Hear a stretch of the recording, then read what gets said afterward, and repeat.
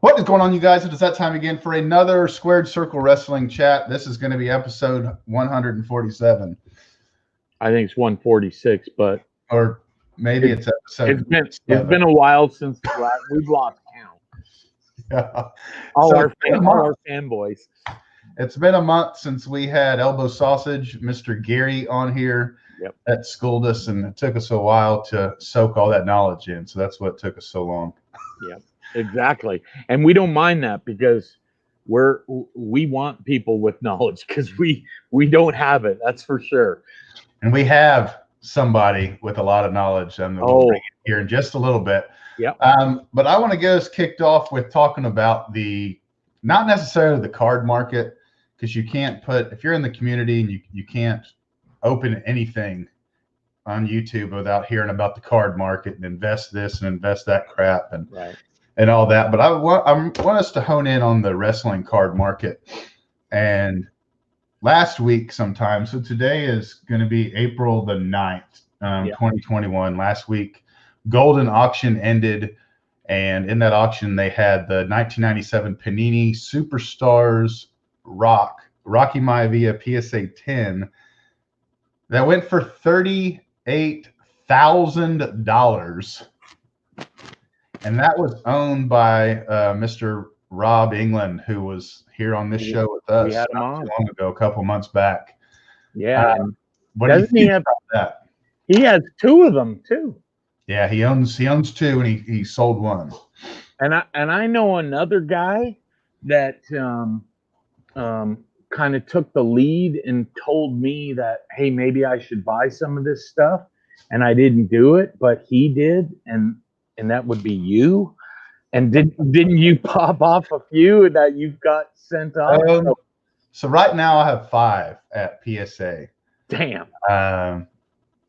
So what you're saying is you're waiting for your ship to come in. Yeah, well, we'll see. When I sent them off, this was well before Mr. England put his stuff at Golden Auction. I do think 2 of them will be a 10. I really, really do. But I mean, who doesn't send stuff for grading? Yeah. Think, oh man, these are 10s. Right. But I try to be a realist. I really, really think that 2 of them have a great chance at 10. And then one of them I think is going to be like a 5 because it had a very small surface wrinkle. Right. But yeah, we'll see. We'll talk about that when those come in. Can I give you some advice on that? Sure. Keep the 5 and sell the 10s.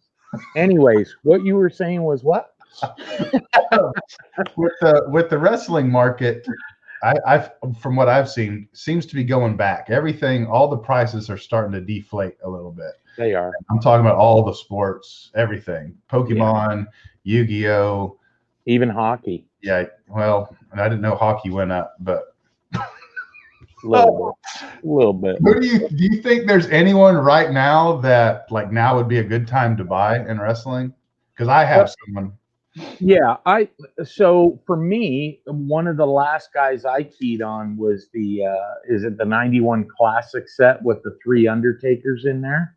Yeah, that's the blue border. Right, the blue border. So I still think, like, if items are coming down, and it's been a while since like the Undertaker's Last Ride documentary stuff and the hype and the retirement and all that. But I still think he has the potential, maybe not to be like a Rock or Hulk Hogan in the industry, but one of the heavyweights. It's almost like there's like a 1A, 1B, and then there's a next segment of guys like Andre and Ric Flair, and I think Undertaker's going to be in there. So if prices are coming down, I'd go after like the 91 Classic Undertakers or the Merlins. I think those would be key. Like investing if you were into that. This wasn't planned, and you didn't know this, but this morning I actually bought this lot right here on eBay. There you go. And it was the reason I bought it. It was $60. Yeah. In all of these, which is an insane deal. That's huge. And then this seller who's in Germany reached out to me through Facebook. Mm-hmm. I don't know if he's going to like come in and slit my throat or not. He reached out. I don't know, but he found me. And needless to say, I bought another 1991 Merlin set. Nice. With all of his rookies in it, plus 6 more Merlin Undertaker rookies. Well, there you go. eBay. So I think, and you're right. This wasn't planned. We talk about our show backstage and stuff like that of how we're gonna get things flowing. I told Garrett what I was gonna key on. He said nothing about that, and now I'm like, USOB. You just landed exactly what I was talking about. For me personally, I would say, I mean, I don't even want to say this because I'm still trying to buy as many of these as possible. The 1988 NWA Wonderama Sting. There's 2 cards in particular. One, he's in his purple tight bottoms, and one he's in the neon green bottoms, where he's putting the oh man, I just spaced out. What is it called? The freaking his finisher. Yeah. I know if I bring in our guest, he'd be like, "This is it." Yeah, exactly.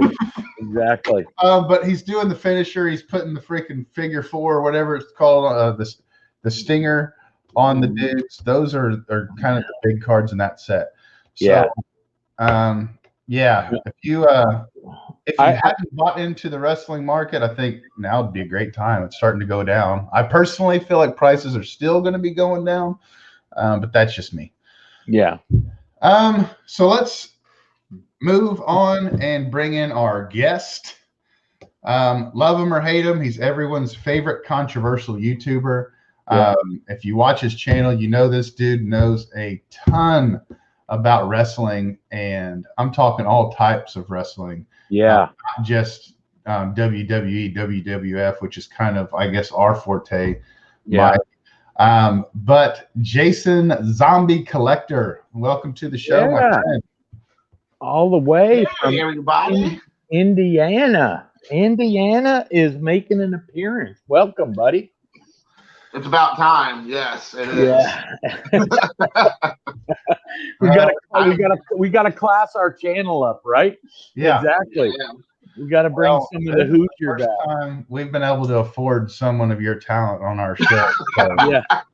Everybody's got a price. Right. Exactly. Getting a hold of your agent and PR people, that wasn't easy, but we'll digress and we'll move on. So tell us about your, I guess, intro into wrestling, watching wrestling, going to wrestling events, wrestling collecting. The stage is yours. Yeah. Thanks, man. Well, thanks both of you guys, Garrett and Mike, for having me on. I really appreciate it. I've been a big fan since I found out you've been doing this, I guess, for a better part of a year-ish, maybe something like that. So it's been really awesome. So thank you for having me.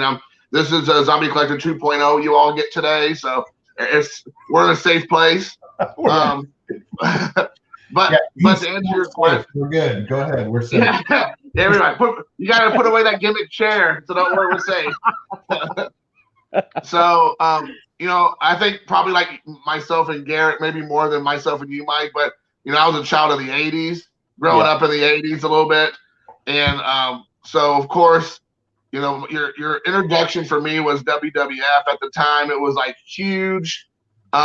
We had some regional stuff because I lived in Southern Indiana. So there was like some of the Crockett promotions and NWA and a few things like that would pop up on some of the channels that were, what do you call those, like closed circuit channels or something on the UHF or something like that. Yeah. So you would see some of that stuff, but I mean, wrestling was WWF for me and my brother and my dad growing up. My dad's best friends in high school actually owned a local VHS shop, and he had like a chain. So if in the 80s, if you were too poor for pay-per-view, you were there the day the VHS was released of whatever movie. But in this case, we're talking about wrestling. So every WrestleMania, SummerSlam, Royal Rumble, all that, we were the first ones. My dad wrote his name down on the list. Yeah. And we got it, and then all the neighborhood kids would come to our house and we would watch it at our house, whatever it was. So that was my first real introduction to like wrestling. I probably can really remember like mid 80s, probably like 85-ish type, really started remembering things. But yeah, that's kind of just my introduction to wrestling as a kid. And I pretty much was a huge wrestling fan all the way through about middle school. Then, like, I think a lot of us all talk about sports cards and other stuff. Once you start finding about girls, and then there's cars, and then there's everything else, you start kind of forgetting about your hobby. Yeah. And so so I stopped watching it probably around the Attitude Era, which I think Garrett's a big fan of. Yeah. But I didn't. That kind of really kicked up big late 90s, early 2000s. Yeah, that's kind of when I was coming into it. Right, that's when you were coming into it. And I always kind of kept an eye on it, because I was still an occasional fan. But I honestly, from probably the last like 20-ish years, 15 years, I really didn't watch much of the product until one day about a year and a half ago, I was actually looking up. Have you ever heard of the show Dark Side of the Ring on Vice? I've heard of it. I have heard of it as well. I couldn't tell you anything about it. So they do it's a docu-series where they do behind the scenes of like all kinds of wrestling, either events or specific wrestlers. And a lot of it's like tragedy type things. Some of it can be feel good, but most of it's tragic things that happen. But Chris Jericho was one of their talking heads on there, and he did some of the commentating as well, like the voiceover. And I was like, man, I like Chris Jericho. What's he up to? And I saw that he was on this show or this new wrestling promotion called AEW. And I was like, what? There's another program out there that's another promotion that's not WWE. Right. I'm like, because they pretty much ran everybody into the ground at that point. I didn't think anybody else was left. Yeah. And I popped it on, and they have like their YouTube channel, and basically, long story short, they show all their shows on their YouTube channel. And I just became a huge fan of wrestling all over again. So that kind of that's kind of the trajectory to where I'm at today. Who were some of your favorite wrestlers growing up, and then who are some of your favorite now? Growing up, I was my number one fan. I think every kid in the 80s probably, just because it was such a, it was just such a sight to behold, was Andre the Giant. Huge fan of Andre. When I was a kid, every single one of my pets was named Andre. It was Andre Jr., Andre the Third. So I had a parakeet, a box turtle, a dog. Everything was Andre. Fish. You're like George Foreman naming all his kids. Right. Everybody's George. Yeah. And if I was having kids in the 80s, they all would have been Andre. I guarantee it. So you're right. I love it. That's awesome. And then of course Hulk Hogan. I know that's not really the in vogue thing to say some days now because of some of the baggage he carries, but for me, he was wrestling, for the longest time. Ricky the Dragon Steamboat was a huge one for me too.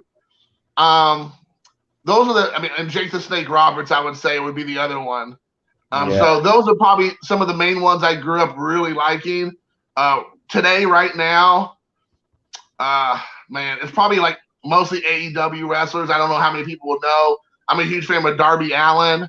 He's a new TNT champion. He has a very Sting feel, like Sting from the 90s and stuff, or the early late 90s, early aughts. So I like Darby Allin. There's a new tag team group called Bear Country. They're just think of like Big John Studd. Oh, yeah. They're like two big boys like that. I like them coming out of the woods, throwing people around type thing, right? Well, there's a guy named Lance Archer, and his gimmick is he's grabbing people up and throwing them through the roof, or just throwing them in the ring before he actually gets into the ring. Yeah, and I knew that. I like him a lot. So he's another one I like. I like a guy named Ricky Starks. He was from NWA. He actually moved over to AEW last year. He's kind of like The Rock light. He's like Rock Jr. Gotcha. So he has that vibe to him. But yeah, I could go on and on and on. I just really like wrestling on AEW right now. But those are some of the main guys I'm watching. But there's a girl named Tay Conti that's a female wrestler over there. She's been awesome to watch. Right. So yeah, man, that's a little bit of who I'm watching right now. Is your son Luca into wrestling at all? Yeah, he actually is. it's funny because if you'd watch my channel over the last 3 years I've been on YouTube, you know, early on he was really big about sports cards just because it was the idea of opening packs. I think if you have kids, Sure. you all know this. We all were that way when we were kids, right? I mean, Absolutely. it's nothing new. But, you know, as the years kind of tricked on or trailed, you know, he kind of just got out of it. And, you know, he was still like the idea of opening stuff up. But when I introduced him to wrestling, like I'm sure a lot of us at a young, like, you know, kindergarten age. Yeah. And his favorite wrestler is Rey Mysterio Jr. He loves Rey Mysterio. And we watch wrestling all the time. We actually just watched TNT on Dynamite on TNT this last episode, and he goes, "Dad, I have to go to school. Will you promise not to watch it without me?"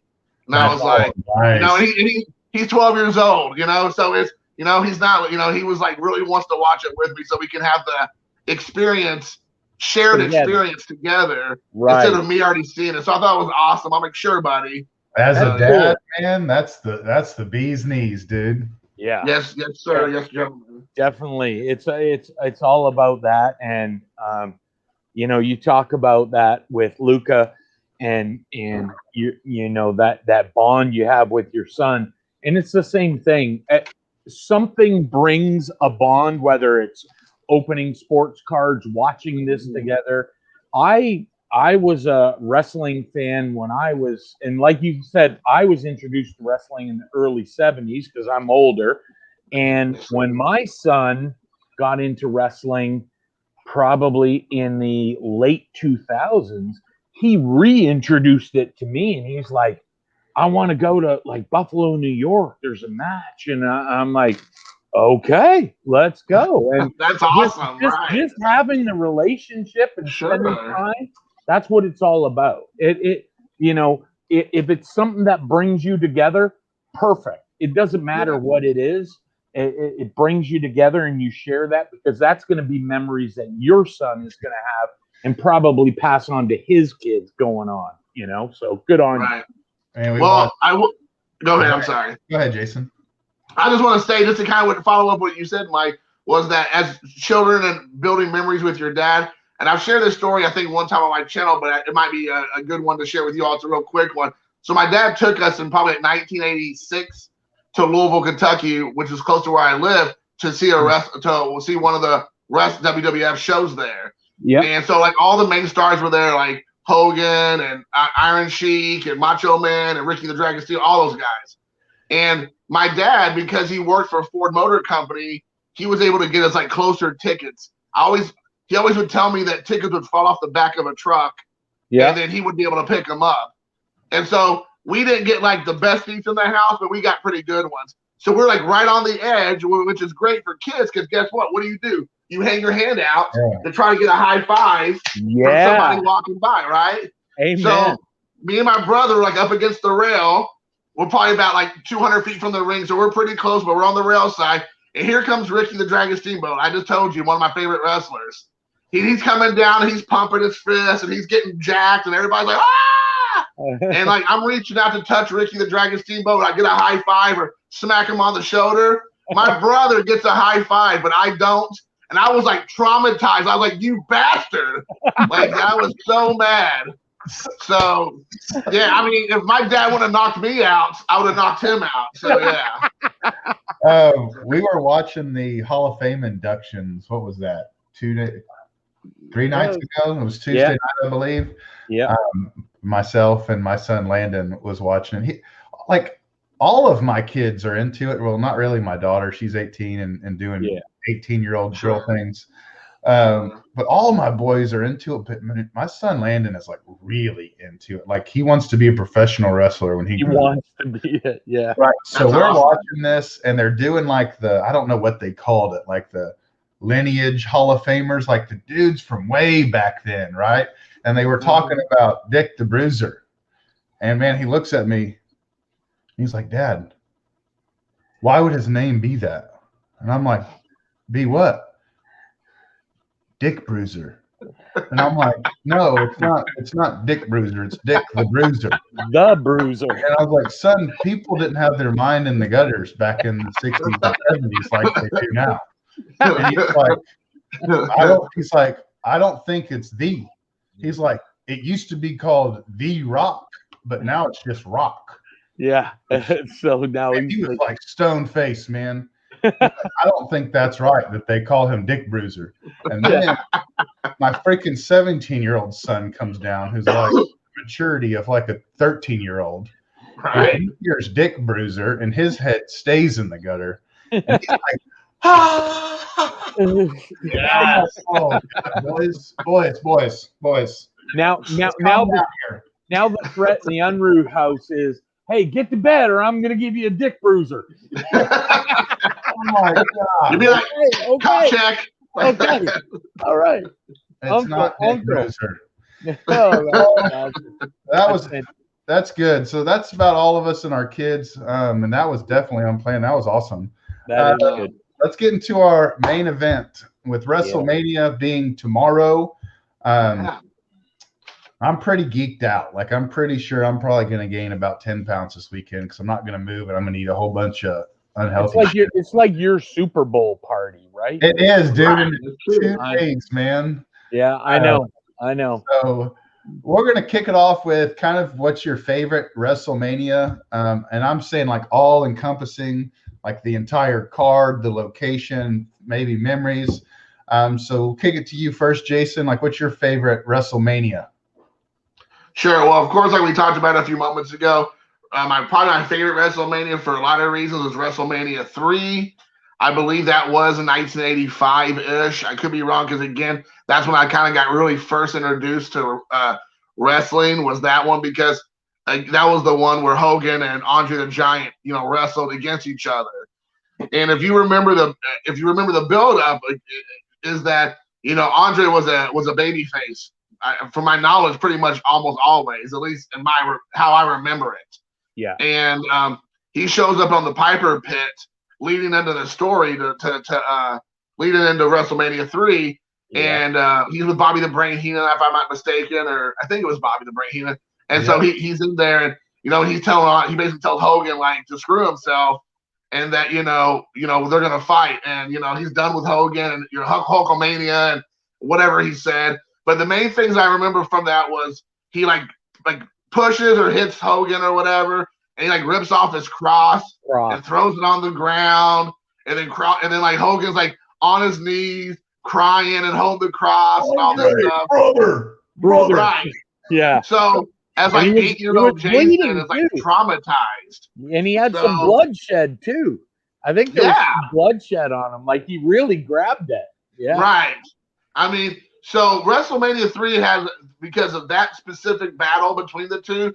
Now I will give it that it's not the best match by any stretch because Andre's in bad shape at the time. Yeah. But when you're a kid, you see in the 7'2" or 7'4", whatever he was billed as, in there with Hogan, who's like 6'7". It's like amazing to see them. And like, Hogan, of course, slams them. It's the whole thing. We all know about it. So for me, that was that one. But the thing that a lot of people don't talk about is that is the same WrestleMania. That was them on the main card. That was the final match. But it was the Macho Man versus Ricky the Dragon Steamboat match. That's right. On that same card. And that is probably one of, if not the best matches ever in WrestleMania, because you have two guys that are like literally like technicians in the ring who just put on a 5-star match, and it kind of gets a little bit overshadowed because of on that specific card because of the Andre and Hogan. But as far as the match concerned, if you go back and look at that match, like they were doing stuff in that match, in my opinion, that no one was doing at the time. They were like kind of showing what the future was going to look like with so many fast moves and people moving quickly, all kinds of technical wrestling that you a lot of times weren't seeing. Because again, the Andre and Hogan match wasn't much technical stuff happening in that one, No. So that's by far my favorite WrestleMania. Was WrestleMania 3. So like over the past year, I think I've watched just about every WrestleMania, and I remember now that moment we were talking about in Piper's Pit, and all that was before my time in my youth. But I remember watching that months and months back, and thinking like, wow, like how huge was this at the time? Because Hogan was over, man, so big. And like he's sitting there like begging, like groveling, like, no, brother, please, man, please. And I'm like, dang, man, like that was so beneath him at where he was built at the time. Yeah. I remember thinking like, man, how impactful was this at the time? I bet you that was huge. Yeah. And then I was crying. I remember crying. Yeah, I could on Saturday morning or whatever. Yeah. And it was one of those moments that were like, here are these two what you would think as good guy wrestlers, like, and now they're clashing. It's like, no, this can't be happening. What's going on? And you're right. It was that moment. And just to touch on something too, Jason, that you said, when you get Hogan, who's 6'7", and Andre, who was like 7'4" or whatever, even when I was watching wrestling in the 70s, you knew a guy was big when he entered the ring and he stepped over the top rope. Right. They never climbed through the rope. They just hurled their leg over like it was like a little picket fence. And both of those guys were doing that. And it was like, that was literally clashing the Titans right there. Yes. Yep. And then I've heard multiple times over this past year of Mike and I's endeavor down this wrestling tunnel that we're in. I've heard multiple times different people say that match with Randy Savage and Steamboat could arguably be one of the best matches ever. Yeah. I don't have a huge extensive background. I really can't be the judge. But I've heard that from more than one person over the past year. So, I think you might be right. It could very well be one of the greatest matches in WrestleMania history. Right. What about you, Mike? What do you got? Well, I'm gonna put a Canadian spin on it because every WrestleMania has been in the U.S. except for two. For me, the two that stand out are WrestleMania 6 and 18. Both at what was formerly known as the Sky Dome in Toronto. WrestleMania 6 was a biggie with the Ultimate Warrior and Hulk Hogan. Just, that was the hype. Again, probably not in the two good guys, but Ultimate Warrior is one of those guys like, he was kind of like he could go off the edge at any moment. And it was like, okay, him and Hogan are going to town on this one. The other one that was good, and again in Toronto, WrestleMania 18, was The Rock and Hollywood Hogan. So I kind of keyed on both of those just for a little Canadian flair. I got to throw that in there when I can. Give some props to our home and native land. But yeah, I'd have to go with those two. So mine would be 2001, WrestleMania 17 in Houston in the Astrodome.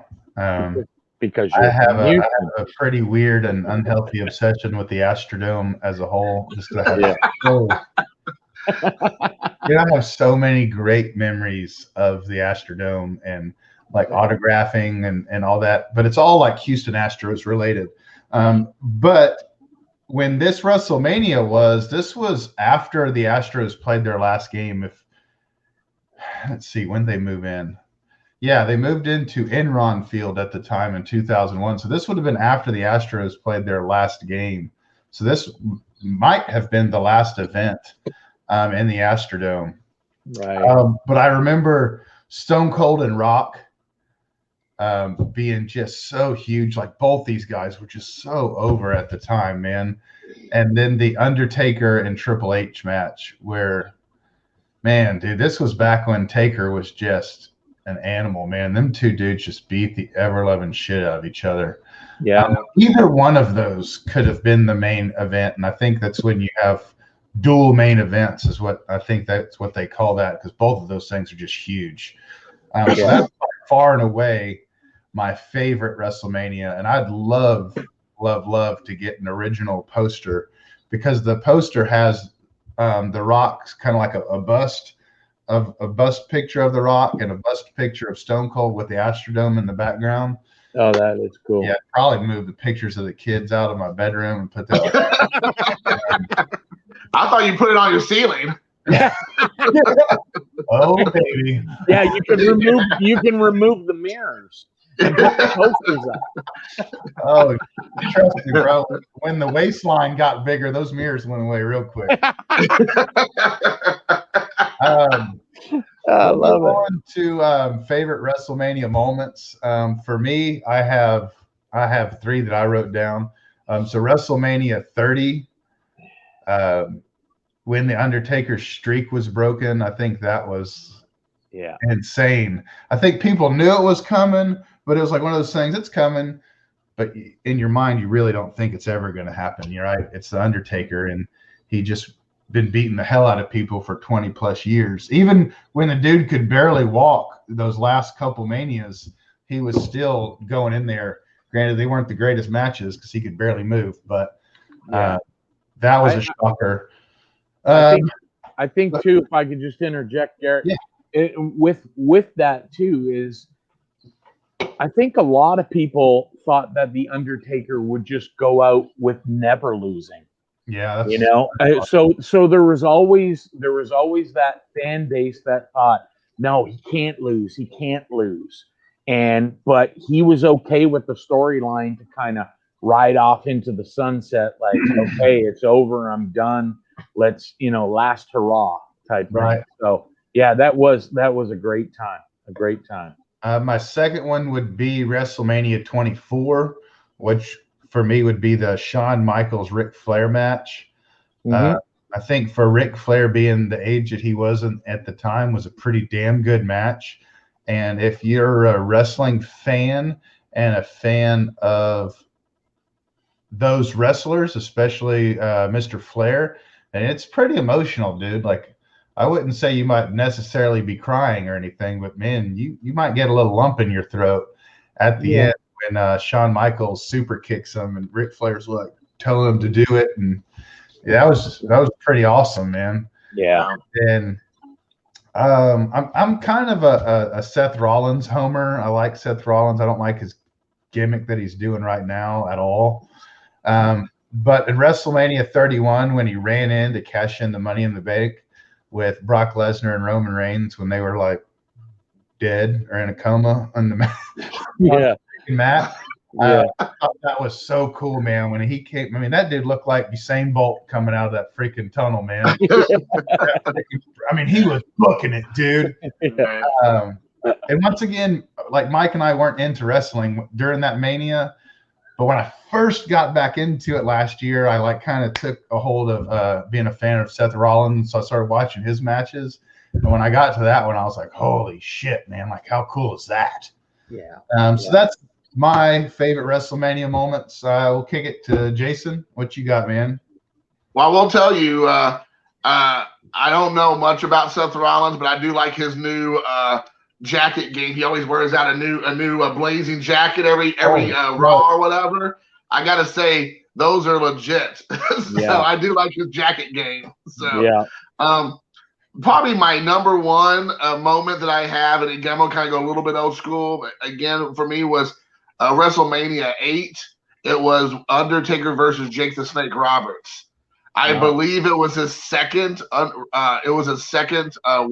WrestleMania. I believe he took on Jimmy the Superfly Snuka in his first one. But Jake the Snake Roberts, up to that point, was heel, but he also, when he dropped that DDT on you, it was over. It really didn't matter who you were, no matter if he was a babyface or a heel, because he kind of blurred the line sometimes in his career. But when he dropped that DDT on you, it was over. So Undertaker kind of came into his own, because not only did Jake the Snake drop 2 DDTs on him that he couldn't put him away, he threw Damien on him. Damien, which is a snake, he couldn't do nothing. That's usually was another one of his gimmicks, that caused him to be able to win. And that, to me, tells you who Undertaker, like you were saying earlier, who he ended up becoming. Like, when you have probably one of the top, talkers, heels, one of the most devastating finishing moves up to that point, can't put you away, and then Undertaker still wins. that kind of just like sets the bar, like we talked about going forward. So that was that one. The second was WrestleMania 1. Again, I didn't see it when it first came out, but when I went back as a kid, watched it. If y'all remember, it was Hulk Hogan and Mr. T versus Paul Orndorff and Rowdy Piper. And if you go back, I mean, Mr. T and Piper had an amateur boxing background. So so they got in there, and like, you know, Mr. T was, if you all can remember, was hot stuff back then. I mean, Mr. T was like everywhere. Yeah. I mean, we even had Mr. T's cereal, for crying out loud. So B.A. Baracus. Yeah, exactly. Yeah, the A-team and all that. So to have them in there and having Mr. T whooping up on Piper and all that, well, that was a huge thing because, again, that kind of put WrestleMania on the map and WWF because they were taking pop culture people and injecting them into WrestleMania and wrestling, which had never really been done before at that level. Yeah. So that to me was really cool as a kid, watching Mr. T whooping up on Piper. And then my last one was WrestleMania 10, the very first, to my knowledge, ladder match at a WrestleMania between Razor Ramon and Shawn Michaels. And that ladder match between those two guys, if you go back and watch that, I mean, they were doing stuff that now people just take for granted. But that stuff had never been done before. A lot of that stuff, at least not on that kind of scale. And I mean, they were whipping each other's butts with those ladders. And to me, you know, it was amazing. Now, Razor Ramon ended up winning that one, but it was, I mean, and which I like Razor Ramon. I've always liked Razor Ramon, a.k.a. Scott Hall. But that was an absolute amazing match. And it put, you know, both Razor Ramon and Shawn Michaels definitely on the map. But it put ladder matches and that kind of extreme wrestling that had never really been seen before, again, on that stage, right in the forefront. So, very cool. And you were talking about Mr. T, Jason. I don't know if you've seen these before, but I bought a couple of these like a month ago, and they're relatively cheap, man. These 1983 Topps A-Team. Oh my gosh! No, I didn't know about these. Yeah, dude. So there's four Mr. T's, like individual cards in this set, and I was buying these sets. I don't know what they are now, but like a month ago, what was I paying, Mike? Like $8? Yeah. I mean, really cheap, man. So that's awesome. I bought it because of Mr. T's background in wrestling. That's why I wanted to get those. Yeah, that's a great idea, and maybe those are his rookie card. Actually, look right here, Jason. Yeah, it says this is the last one. $10 free shipping. So man, that's what I'll be doing as soon as we hang up with this call. Released till tonight, so you're good, man. Yeah, exactly. You can, Jason. You can go just buy everything up, and then you can be the Mr. T flipper. That's what you can do. Right. I'll just be flipping Mr. T. I love it. I'll be teabagging everybody later on with those prices. Oh shit. Oh, that's fucking great. Mike, what do you got, man? I don't know if I can follow with that comment. That was fantastic. The teabagging. So my thing is, it comes down for me, and it's only because recently I watched on the WWE network, I watched the documentary of Yokozuna, and they talked about how he was so, you know, behind the scenes and everything like that. He was such a family guy and so family oriented, and he has that wrestling background in his lineage. And in WrestleMania 9 at Caesar's Palace, he defeats Bret the Hitman Hart, and it's only I don't want to say it's because of it, but it is. I watched that documentary, and it really, I was like, wow, like I didn't realize you don't see everything that happens behind the stage, behind the scenes, and this depicted it. They showed family members coming in because Yokozuna was fighting for the championship against Bret the Hitman Hart. And the sad thing was he won it, and they were all ecstatic. But then Hulk Hogan comes in with the impromptu, like, I'm back, because I believe he was injured or something, and calls out Yokozuna. So Yokozuna goes in and Hogan beats him just for the big fanfare. And they went backstage, like they were talking to him, and his family was still so ecstatic that he won. He won the match at WrestleMania, and he did it, even though, he faltered, like, moments later to Hulk. It was just such a monumental time. And then, of course, he passed away way too early in life. And so that documentary, when I watched it, I thought, wow, you don't, some of these documentaries you see on the WWE network, it's like Jason touched on earlier. Some of them are tragedies and some of them are feel-good stories. When you see the tragedies, sometimes you look at them and you go, wow, you never, these guys are larger than life. You don't know what's going on in their lives behind the scenes. You just think, they're invincible, and to see family members and talk about him and how giving he was of a family man, and talk to his kids who are now grown. It was really cool. So I look at that as a very cool moment in WrestleMania history. Yeah, that's a good one, man, for sure. Yeah. And I guess kind of as a sidebar, I think it is really insane when you start to think about all the legends from the 80s and early 90s that are, passed on. Mm-hmm. I don't know an exact number, but I would almost bet you, on any given card, at least 30 to maybe as high as 40% of them have passed on. Mm-hmm. And that's just, 30 years ago.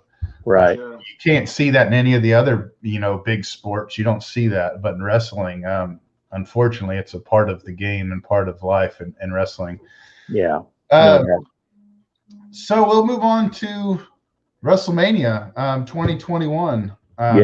Actually, like I said, starts tomorrow night. Just maybe some matches that we're looking forward to. Some matches maybe that you want to see, maybe some predictions, whatever.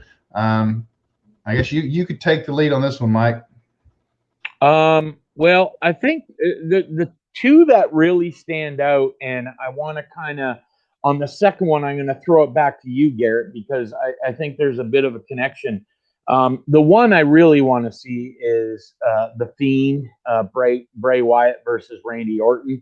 After that last escapade where, he was set on fire and all this reborn stuff, I think that will be a good one. But moreover than that, it's Roman Reigns versus Edge and Daniel Bryan, because I think at the end of the day, I mean, this is probably going to be Edge's swan song, I think. Like, if you guys maybe agree with that, I don't know. I just think it's going to be one of those, what's going to happen? I mean, he got the right or retained the right to fight at WrestleMania, and I'm just interested to see what ends up happening with that. And I guess the one I want to throw to you, Garrett, is, and I always have trouble, and you always correct me with this, the Raw Women's Championship. Is it Asuka? Asuka versus Rhea Ripley. Now, you told me about Rhea Ripley a while ago. Yeah, man. You told me, you said, Mike, I think this Rhea Ripley has got something that she could become, in the, I guess, like, when I look at the Charlotte Flairs and maybe the Trish Stratus, like, she has it in her to become in that realm of a superstar women's wrestling. And if memory serves, didn't you send away a couple of TTMs from her? And then you got them back right here. Yeah. I need to clean my desk. But a couple weeks ago, I got her back. She's been signing pretty good. To the Performance Center. Right. So that's really, really cool. And I don't know. I mean, we'll see what happens. She's pretty tough as nails. I think Asuka is I would consider a legend because she had a full-blown career before she even came over here and was a badass overseas. And it almost kind of makes me think of Ichiro for a minute, how Ichiro was a badass before he even came over here and then killed it here. Kind of the same with Asuka, from the best of my knowledge. And then I like Rhea Ripley, and I think she's going to do great things in WWE in the history. But what I don't like is that you just brought this chick up from essentially your minor leagues out of nowhere, and her first feud is like, boom, for this title at WrestleMania, let's go. And it's kind of like, I like it, but it's just unjust. You know what I mean? Like, I don't know. I might be way off on that. Too much too soon, you think? Yeah, like, let's settle down. You know what I mean? Like, you have all the tools, but let's kind of grow you naturally here. Yeah.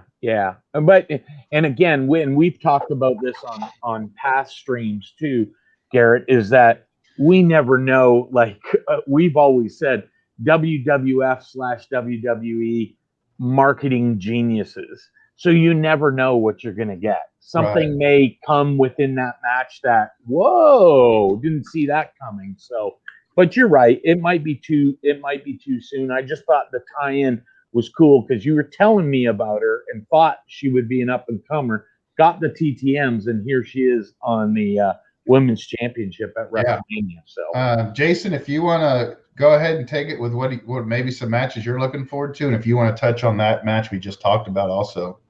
Yeah, I was going to talk about the Asuka Rhea Ripley match just a bit because I agree that's the one I'm interested to see what happens because it's for the Raw Women's title. I will say I kind of want to echo what you said, Garrett, because I do think historically, in the most recent historical times with WWE, they're not the best at storytelling and building a story that gets you invested in what's going on. And sometimes it feels very haphazard. It's like what do you do? It's like Yahtzee. You just put a bunch of stuff in the cup and you shake it and you throw it out and go, okay, there it is. And I feel like that's what they do sometimes. Because I think Rhea Ripley might look like she will be the future, and I think that she has all the potential. But just to jump out the way they did with that kind of seems a little bit forced. Right. But though I will say again, what you were saying, and also kind of what Mike was saying, is that Asuka has enough of a status that she can take the loss and it's not going to hurt her. No, she'll be fine, because she just is so over that a loss, even to Rhea Ripley, with not much story to be had yet with that story, if any, you can really say, Asuka will be fine. So she's one of those wrestlers that can take a loss. It doesn't really affect her status or whatever. Her popularity is the word I was looking for. Right. A couple of the other matches just really quick. I'll just go over Riddle versus Sheamus for the U.S. champ. I'm a huge Sheamus mark. They finally kind of building him up again as a little bit of a monster, which is great because he'll have through his WWE history where he kind of gets like a push, and then all of a sudden he's on a rocket ship, heading towards the moon, and then they come and cut the wick out, and he falls back down. And it's like, so I like him a lot, and I think Riddle is he has a lot of popularity because he's kind of doing the whole drugged out high gimmick, everything's so again that's popular. I don't find it funny, but it's a thing. I think you were just talking about the poor storytelling. Their whole feud right now is based off Sheamus threw down his scooter. Right. That's what the feud is going on with my 10-year-old son and our neighbor. Are you kidding me? This is what this feud is. Come on, dude. And these guys are paid $6 billion corporation, and this is what we're going with? Yeah. Right. These are the writers. I mean, you can give me a half of their pay, and I can come up with better stories than this. Well, that might be the whole thing. They may have laid off a bunch of their writers. You know, right. I you think never they're know. just like they're looking through children's books for their current storylines. So Who do you think's going to win that? I think Sheamus will win. I think Sheamus will win because I feel like they've been kind of pushing him. Yes. And again, I'm sure they're going to push him back down. But you know, he's had some you know run-ins with the champ, former Drew McIntyre. Yeah. So they've been kind of putting him in the forefront a lot recently. So I think there's a lot of cred on that story front that could probably get some traction if he's a U.S. champ kind of thing. You know, so I see that being the case. I see Rhea Ripley that she's winning. I'm thinking Sheamus going to win. Cesaro versus Seth Rollins, I'm excited about. I think Seth Rollins and Cesaro are both super underrated, especially Cesaro. I think he's probably one of the best wrestlers in wrestling, not just WWE. And he's finally this is his very first solo WWE match ever. He's never been in the WWE except in maybe a tag team way or whatnot. He's never had a match by himself. He's the Swiss Superman, I think they call him. He's a fantastic wrestler. Seth Rollins, I mean, his like you were saying, his new gimmick, like with like a cult leader or whatever he's doing kind of thing. Like, I'm not that much into that, but I do like him as a wrestler, and I think he's really his whole like just presence like causes people to like stand up and take notice. And then lastly, the Nigerian royalty battle with Apollo Crews and Big E. I think before Apollo Crews started doing the Nigerian gimmick, I didn't really care that much about him, and he was definitely a tough, powerful dude, super strong. But I just was kind of like, meh. But now that he's doing this gimmick where he's like, you know, basically telling everybody they're worthless, and he's a king and he's royalty and they all suck. I love that. I love that heel type because it feels like real heat. Like he's really speaking from the heart, which I think I've maybe told you all this offline before, but like it's hard to get real heat nowadays because so many things are taboo.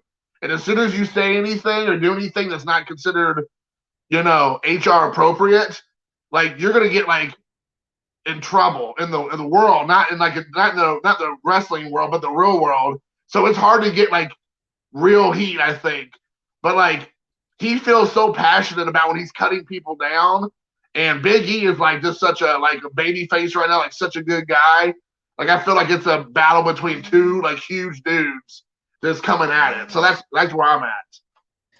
And I think Big E will win that one. So right. So I wrote 5 matches down that I was highly looking forward to, which I told Mike before we got started. I almost feel like, damn, I should have just wrote down every freaking match. But so my first match that I'm looking forward to, I'm just going down in order, would be the Sasha Banks and Bianca Belair. I don't know. I feel like I'm a fan of the faces right now, of the baby faces. So I really think I'm really hoping Bianca Belair wins. I think she's about as cute as a button, and that probably makes me sound old as shit saying that. But yeah, dude, she just it's like a cute little girl coming down the ring, freaking doing her little thing. And my wife likes her too. And then the Bobby Lashley and Drew McIntyre. This match I'm really looking forward to because I think Drew McIntyre really, really pushed WWE through the Thunderdome era, if you will. Like he was the dude.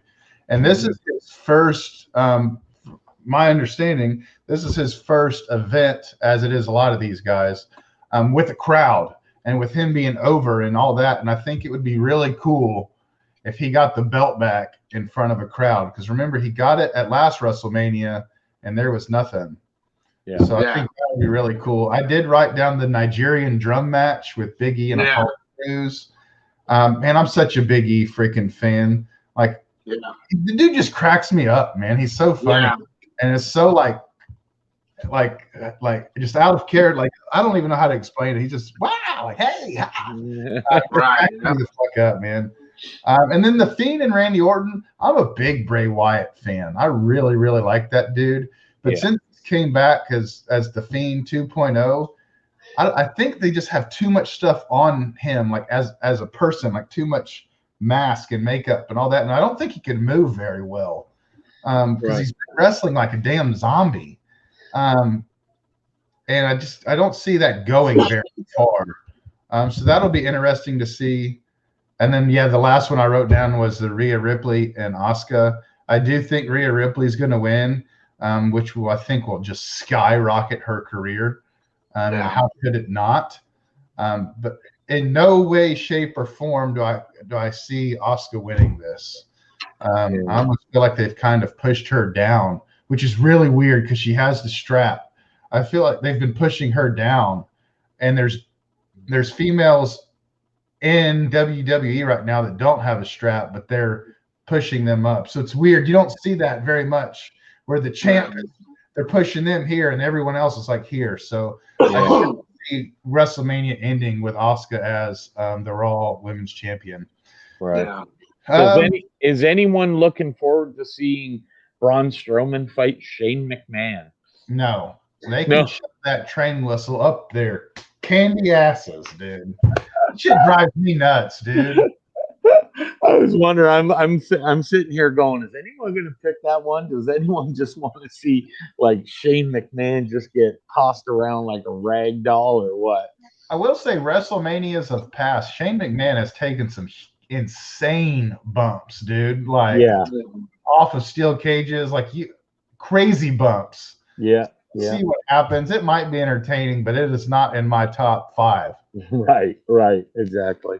Jason looks like get lost with that shit, dude. I know. Yeah, well, it for me the whole Shane McMahon thing got like that was again back to Attitude Era. Like I never was a huge fan of the whole like McMahon angles, like everything like Vince injected himself into like all kinds of storylines, and it's always about him being the chairman, and then his daughter, his wife, his son. I just like that to me. That kind of storytelling. I just don't get. I don't really. It doesn't do nothing for me. I know the argument is it's like watching him get his comeuppance is like every working man's fantasy to whip their boss, But I just I mean the whole Shane thing is kind of. The whole Shane thing is just like a holdover from that type of storytelling, quite frankly. And it's kind of like, let's put it to bed and stop grasping at straws for any kind of storyline or a match or anything. I mean, it's McMahon's. It's the last time McMahon, I think, wrestled was last WrestleMania, I believe. So I thought so. Like in a big event. I'm pretty sure that. I did see something funny, or not funny, but interesting, that this will be the first WrestleMania since I think it was WrestleMania 5 that The Undertaker, Triple H, or Shawn Michaels will not be in. So I'm like, damn, man, that sucks. Because like they very well could be on majority of wrestlers Mount Rushmore. So I was like, damn, that kind of stinks, man. Yeah. So that was awesome. I really enjoyed that. That was very cool. We'll move on to our pickup segment. And normally it's just Mike and I doing this, but Jason said he has some things. Let's see that. Sure. I won't stay too long. I'll just show you a little bit of what I've picked up recently. And none of this is going to be the fire that Garrett shows usually, but I'm going to give it this is more like when you're like a Boy Scout, you're just trying to hit the little flint into the fire. You're just like trying to do that. It's more like that than anything. I just want the spark. Spark. Just the spark, just the tip. Yeah. So this is I picked up this recently. Nice. The Randy Macho Man 1989, I think classic there. Yeah. And again, I love this card. I picked up this right here. This is from 1990 WrestleMania Part 2. Right here, Hogan. That's a good angle of Andre right there. I think is that Andre or is that King Kong Bundy or Andre? That's King Kong Bundy. Yeah, King Kong Bundy. Everybody likes that angle. Anywhere. Yeah, no kidding. Yeah. You can recognize that anywhere. All right. And I think I don't know if this is considered a rookie card, but this is WrestleMania 4 with Ultimate Warrior. Yeah. Right there. Right on. So I don't, and then right here, this is again the chains, Hercules chains. Yeah. Then we have Hogan right here, Hulk rules. Oh, sweet. That's so sweet. I thought that was a cool card I picked up. And of course, I'm going to end on the cards with Andre the Giant Cool. from 1989. So that's another card I just absolutely love. I just picked those up. And to kind of just really quick to piggyback off of what we've been talking about, I have the WWF 1985 to 1993. Yeah. Wow. Or WrestleMania, the highlights, the history of it. So there you go. This is the inside, has to show that. And I picked this up years ago for just a couple dollars. Then I have picked up a WrestleMania 22. I'm currently going through this right now, watching it. There's a lot of great matches in this one, which they actually did this in Chicago. And if you look real closely, you will see a yet-to-be famous wrestler as one of the Chicago gangsters that come out with John Cena. He's dressed up in 1920s gangster garb, Al Capone. Al Capone. I want to say Al Pacino, but different kind of gangster. Yeah. And it's actually CM Punk. Oh wow! Nice, very cool. Yeah, and then lastly, everybody's favorite president, Donald Trump here on WrestleMania 23 with him and the chairman. It's a hair versus hair match. And we all know whose hair got shaved because old Donald ain't gonna let nobody touch his hair. Yeah. But here is WrestleMania 23. So those are a few pickups I've done recently. What about you guys?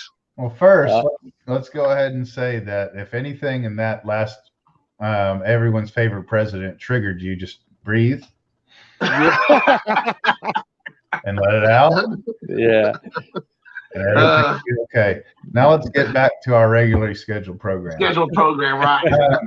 So let's talk about just real quick before we kick it to Mike, the freaking DVDs and VHSs with WWE going to the Peacock network, and Peacock is coming out and saying that they're going to edit and cut out a bunch of stuff that is inappropriate for today's society. We're soft. We're a bunch of, our feelings. Jason can't even watch out for that. Peacock is going to be our mommy and daddy and watch out for us. And they're going to edit a lot of stuff. With that being coming out, dude, these freaking VHS and DVDs have definitely gone up in price. And I have seen, this is insane for me to think about, but I've seen it so many times over the past couple of weeks. Sealed VHS tapes, which, oh, by the way, who the hell has a VHS player nowadays? Like 5% of America, if that. Sealed VHS tapes from bigger pay-per-views. Holy hell, man. I'm talking like 80, 90, up to, I've seen one for 115 for a No Way Out pay-per-view. I could not believe it, man. So if you have some VHS tapes or sealed VHS tapes, or I would say even open ones that, have a nice box and dust cover, whatever you want to call it. Yeah, dude. It blows me away. That's stuff that you bought at a freaking flea market for 50 cents 6 months ago. Yeah, just to really quickly, what you said is it's the truth because if people don't know, WWE has literally given Peacock their library. To my knowledge, it's not quite clear yet if they still have rights over every single solitary piece of film they have, or whatever you want to call it, digital or physical film. If they actually have the rights to it anymore, that's questionable at this moment. So if they really did give the rights completely and solely to the Peacock network, that means that you now are going to see edited versions of things they think that you're not old enough to view, or you shouldn't watch, or maybe offensive. And so the only way to actually keep that the way it was intentionally created, even if you don't agree with it, or if it's not in the current day sensibilities, you do have to buy physical media, because Yep. It's not an option anymore, because if Peacock really goes through, they're scrubbing it off. And we're not talking about some things they're scrubbing are things that you would say, really? You know, just like, okay. So you just got to be really careful, because it really is going to be gone. And if WWE doesn't have access to it anymore, then the only way to get it in the uncut form would be physical media. So I just want to put that PSA out there. Yeah, we're still talking about WWE, WWF footage when Jason talks about the uncut form. I didn't want y'all to think we were changing subjects. Right. Right, yeah. No doubt. Yeah, get the baseline. What do you got, Mike, for pickups? Well, I wanted to, while Jason and you were talking about the DVD and VHS, and I brought this up, I think, on the very first episode we did, and I went to grab it just now, and I made a whole mess, but I was able to grab the cover. But you talk about, when I told you guys earlier how my son, when we were talking about the father-son relationship, how he reintroduced me to wrestling, he got into it so good, and then as he got older, and he knew that Garrett and I were doing these YouTube streams about wrestling. He just bought his house last September, and he's like, here, I know you're getting into the wrestling again and doing the YouTube stuff, so I want you to have this. So I just wanted to show. Now, I only pulled off the box top, but what he gave me was this box set of the very first 15 WrestleManias in VHS from 1 to 15. Now, this is just the cover. And like I said, while you guys were talking about it, I went That's awesome. Yeah, and it's just like something that I will keep, because that's my son going, hey, you're getting back, almost like repassing the torch back to me, because it's ignited me again, right? He got into it, kind of left it, and he's like, hey, you're getting back into it. You keep this. I'm moving into my own house. You keep this now, Dad. So I thought that was very cool. The other thing that Garrett actually helped me obtain was one of the Facebook groups. Some guy was, I can't remember the story, Garrett, but he wanted a bunch for shipping, and he would not budge for the matter of like $4 or $5, and you guys were going back and forth, and he would not budge on the shipping cost.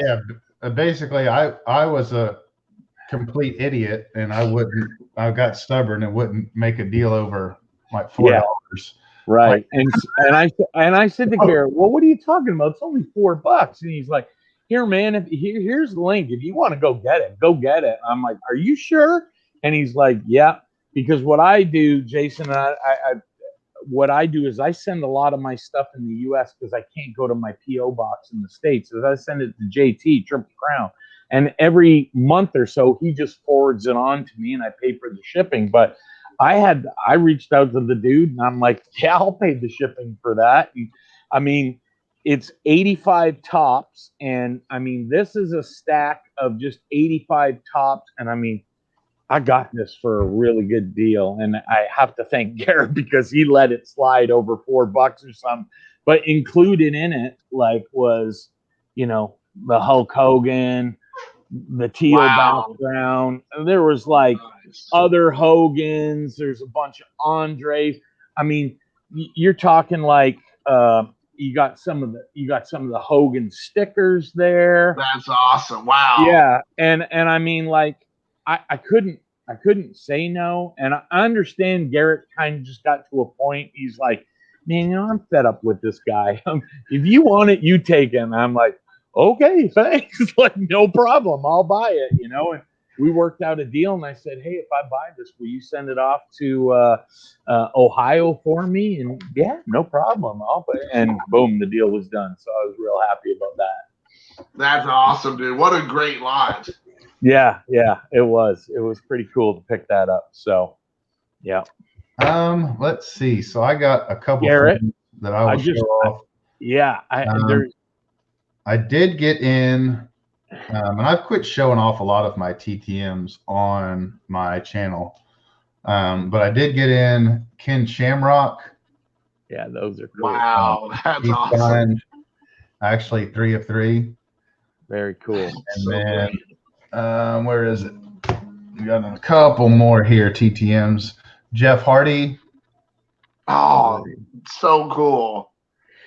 And this one was really funny. The Goon. Yeah.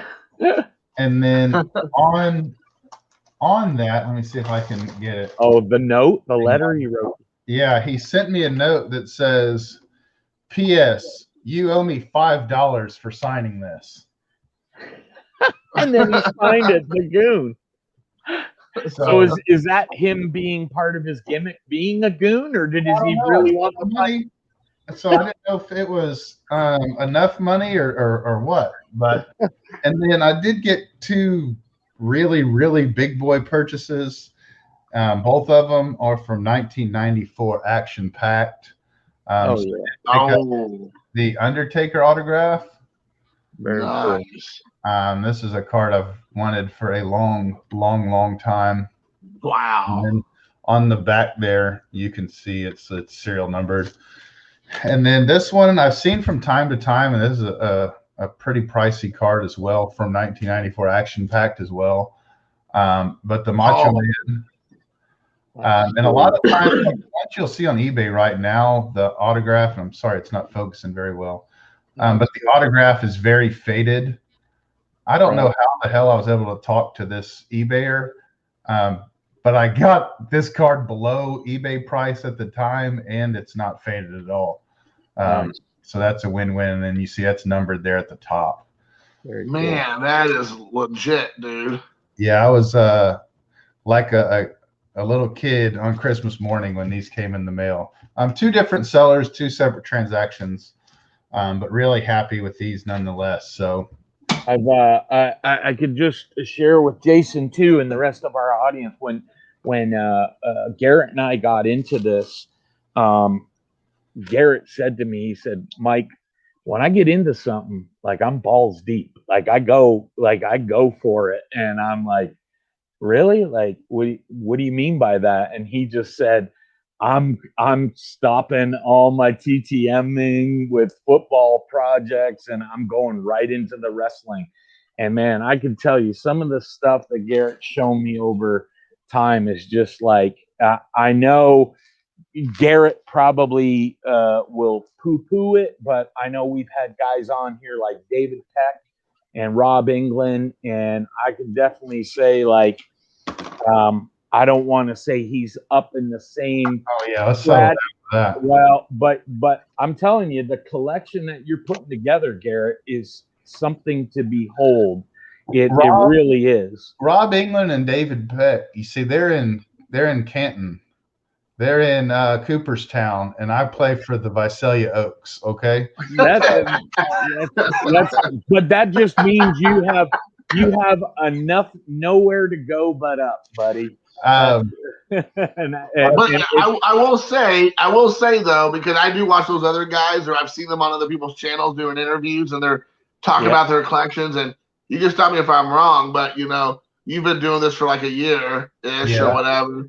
And those other guys have been doing it for like a decade or two. Right. So, and so, yeah, maybe they have obviously a much longer, track record of buying and collecting, but, and that maybe they have things that you didn't even know about or whatever. But as far as some of the big boy cards go, like you were saying, like, you've had some of those humdingers, to say the least, that, so and like you said before, you're finding them at prices, even with the way the crazy world is with prices, at quote unquote reasonable prices where people are paying through the roof on some stuff. So there's something to be said with that as well.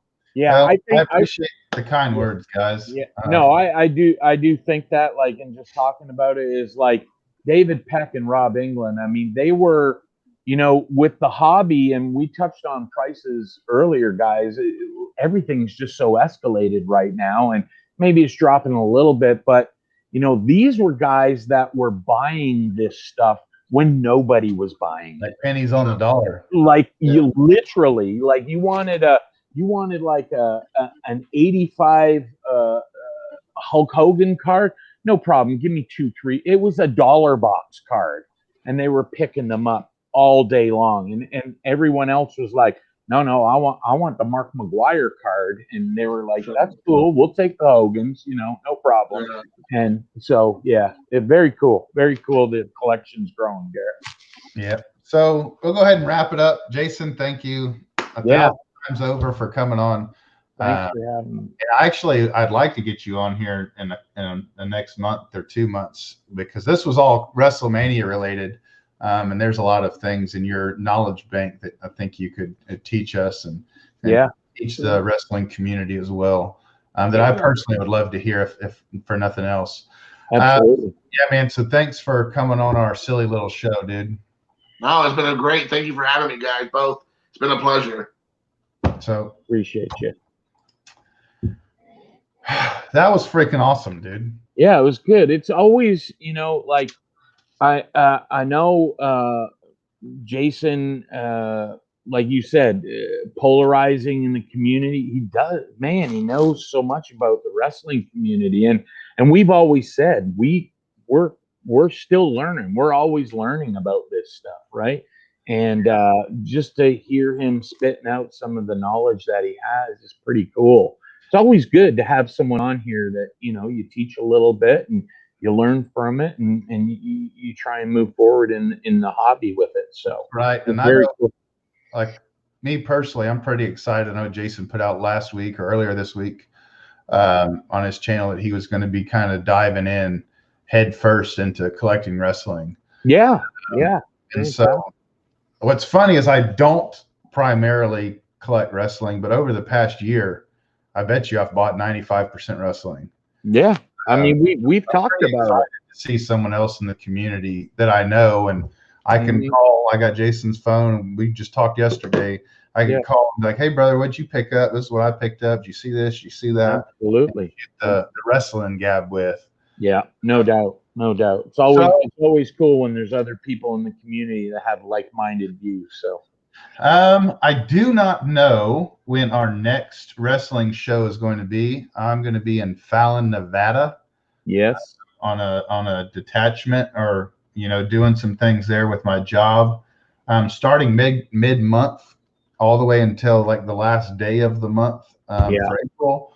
So we probably won't have a second show, and if we do, it'll be like me in a weird room. Yeah, that's cool. We'll see if we can make that happen. Yeah. If not, we'll see you back in May. I think Mike and I's creative juices have kind of ran out. When we tell you that we don't necessarily know a whole lot about wrestling, that's the truth. Yeah. And so I think we've kind of tapped our kind of what we want to do wrestling chats about. So please, man, if you have any ideas or something you'd like to see, or maybe for us to go back and touch on again, put it in the comment section below.